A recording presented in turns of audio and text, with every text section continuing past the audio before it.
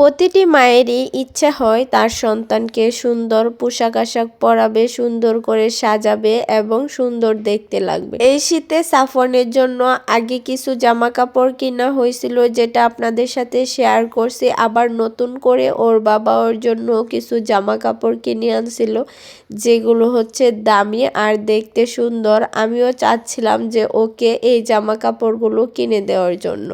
বাচ্চাদের complete dress পরলে দেখতে কিন্তু সুন্দর লাগে। আমিও চাচ্ছিলাম আমার বাবাটার জন্য একটা কমপ্লিট ড্রেস নিতে।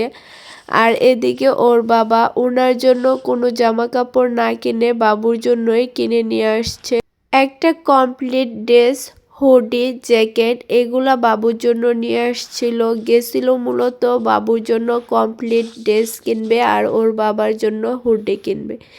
কিন্তু ওর বাবা বাবুর জন্যই মার্কেট করে নিয়ে আসছে, ওনার জন্য কোনো কিছুই কিনে নেই। আসলে বাবারা হয়তো এরকমই হয়, নিজের ত্যাগ স্বীকার করে বাচ্চাদেরকে খুশি রাখে। বাবুর ব্লেজারের সাইজ ছিল 18, যেটা এই বছরে পরতে পারবে। আর এটা ছিল নেভি ব্লু কালারের, যার জন্য চেঞ্জ করে নিয়ে আসি।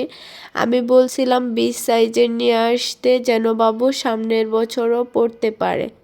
ব্লেজার চেঞ্জ করতে গিয়ে দেখি ওই নেভি ব্লু কালার ব্লেজার নেই, যেটা 20 সাইজের। তার জন্য এই সাই কালারটা নিয়ে আসছে। এটা কি কালার আমি সঠিক বলতে পারতেছি না, তবে এটাও দেখতে কিন্তু মাশাআল্লাহ সুন্দরই লাগবে বাবুকে। এটা ছিল 3 পিসের কমপ্লিট ড্রেস, কোট, কোটি আর প্যান্ট। বাবুর ব্লেজার চেঞ্জ করার পর আমার জন্য বুকরা নিয়ে আসছে। একটা বুকরা কিনতে গিয়ে ওনার 2টা বুকরাই পছন্দ হয়ে যায়, যার জন্য 2টা বুকরাই নিয়ে নিছে। আর এদিকে আমি বলতেছিলাম যে আমার জন্য একটা বুকরা নিয়ে তোমার জন্য একটা কিছু নিতে পারো, কিন্তু উনি আমার জন্যই 2টা বুকরা নিয়ে নিছে। আগে 2টা কোটি বুকরা পরছি, যেগুলা পাথরের ছিল। পাথর পরে যাওয়ার পর দেখতে বিশ্রী লাগে, যার জন্য এবারে বুকরাগুলা একদম সিম্পলের মাধ্যমে নিছি, যেন দেখতেও সুন্দর লাগে আর পরেও আরাম হয়। আর এখান থেকে হচ্ছে পরদিনের ভিডিও। বাবুকে নিয়ে ভাবছিলাম বিকালে বাহিরে আমাদের এখানে সাপ্তাহিক মেলা হয়, বুধবার দিন ঘুরতে যাব, কিন্তু আমাদের মনেই ছিল না যে ওই দিন মঙ্গলবার ছিল। বাবুকে নিয়ে বিকালে একটু বের হয়েছিলাম, তারপর মেলার মাঠে গিয়ে দেখি যে বাচ্চারা খেলা করতেছে। হঠাৎ করে মনে হলো যে না, আজ বুধবার না মঙ্গলবার। কেন জানি এখন দিনগুলো তাড়াতাড়ি চলে যায়, ভার সময় খুব তাড়াতাড়ি শেষ হয়ে যাচ্ছে। সপ্তাহ যেন চোখের পলকেই চলে যায়। বার, তারিখ এগুলো প্রায় সময় আমার মনেই থাকে না। আপনাদের সাথেও কি এরকম হয়? তাহলে কমেন্ট করে জানাবেন। বাবুকে নিয়ে কিছুক্ষণ ঘোরাঘুরির পর ভাবলাম যে বাবুকে আবার খেলনার দোকানে নিয়ে যাই, যেহেতু মেলা বসেনি তার জন্য। রায়েরবাগের কাছে একটা খেলনা দোকানে নিয়ে যায় আর বাবু ওইখান থেকে এই খেলনাটা কিনে। খেলনা কেনার পর ও আর দোকানে থাকবে না, বলতেছে চলো বাসায় যাই, এখন খেলা করব। আর আমরা রায়েরবাগের একটা দোকান থেকে চিকেন চাপ খাই। ওই দোকানের চিকেন চাপটা আমার কাছে এত ভালো লাগে, অনেক ভালো লাগে, সবজি দিয়ে করে দেয়।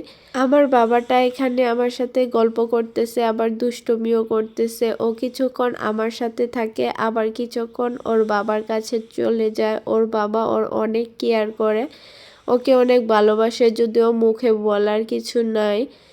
ওনার একমাত্র সন্তান, উনি তো ভালোবাসবে, তবে উনি অনেক অনেক ভালোবাসে সাফওয়ানকে। এই একই রেস্টুরেন্ট, একই চেয়ার টেবিলে বসে আছি ঠিক এই জায়গাটায়। আমি আর ওর বাবা 7 বছর আগে গেছিলাম গ্রিল আর নান খেতে।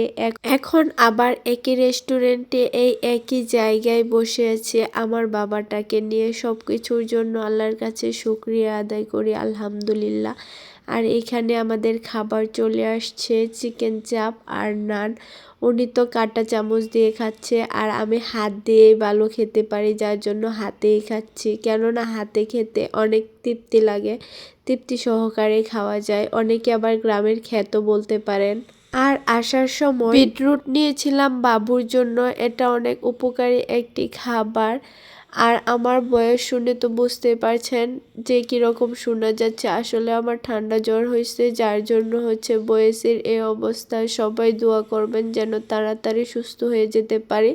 আর মাশাল্লাহ বাসায় আসার পর আমার বাবাটা খেলা শুরু করছে। সবাই দোয়া করবেন আমার বাবাটা যেন সবসময় এইরকম চঞ্চল থাকে। আল্লাহ তাআলা ওকে সুস্থ রাখে, ভালো রাখে। আজকের ভিডিওটি অনেক বড় হয়ে গেছে। ধন্যবাদ সবাইকে। আল্লাহ হাফেজ। আসসালামু আলাইকুম।